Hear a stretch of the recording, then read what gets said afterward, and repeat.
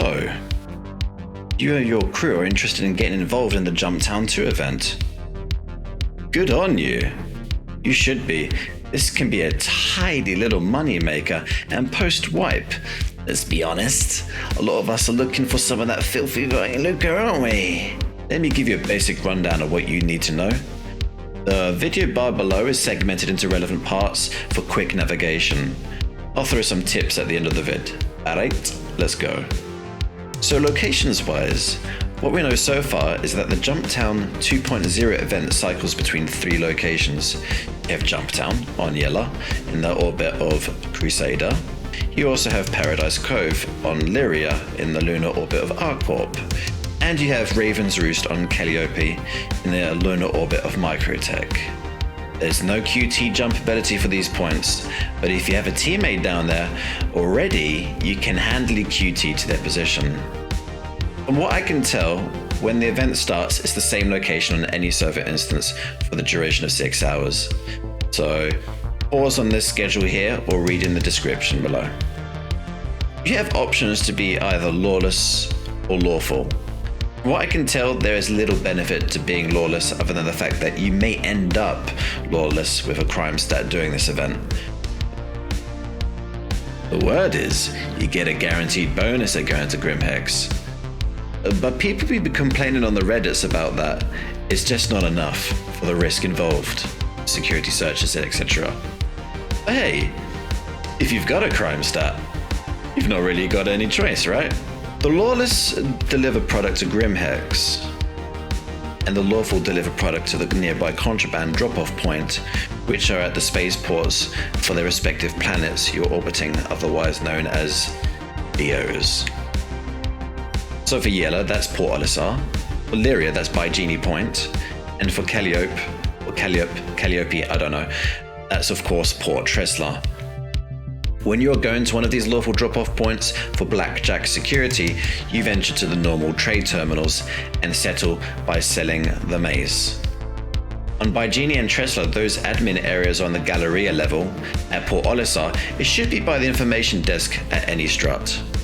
So a few things noticed about the sort of yield you should expect. I'm told normally a box of maize sells for 4,500 outside of this event window. A box contains 12 units of maize. That should be the right price of 1,600 alpha UEC per unit yield, reaching 19,200 alpha UEC reward. The production facilities push out a box about every 26 to 30 seconds. I hear you can speed that up, but more on that later. And one thing to bear in mind is that I've seen people selling for 600 AUC a unit, and I've also seen people sell for 1,600 a unit, which is much more preferred of an outcome. It may even reach higher, I don't know.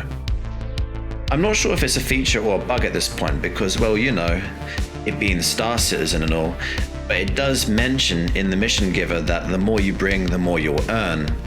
But as a base start, you really want to see 1,600 because the difference between price reward is pretty phenomenal. I thought at first it was linked to how many you're cashing in, however some people are getting 1,600 with pretty paltry amounts it seems. But that's if the comments are to be believed, I'm not sure. But there is some dynamic at play which I am personally still trying to reconcile. If you have any information on that, please drop it into the comments below. I'm all ears. Or eyes. Oh, I don't have those either. Anyway, you're looking for 192,000 for 10 boxes. But I've seen, say, Eradicator sell 12 boxes for only 72,000. So that's a big difference right there. I'm imagining that that's a tie-in with the bonus system. However, I'm kind of unsure at this point. But you can expect 384,000 for 20 boxes and a whopping 768,000 for 40 boxes. If you're running a slim crew, this is an absolute steal.